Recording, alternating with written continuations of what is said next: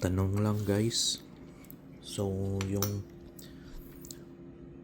555 sardines ba na mga sardines ay nalinis na ba talaga to sila? Kasi nakikita ko dito yung iba naman wala namang laman yung tiyan eh. Ito. Ay. Oh. So diretso pala talaga to sila sa lata pag fresh pang huli. Yan may mga kinain pa oh. Yan oh.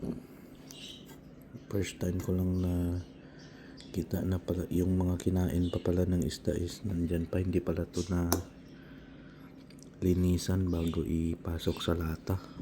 Alright, yun lang guys. So 555 sardines, medyo mapait yung mga lamang loob ng isda.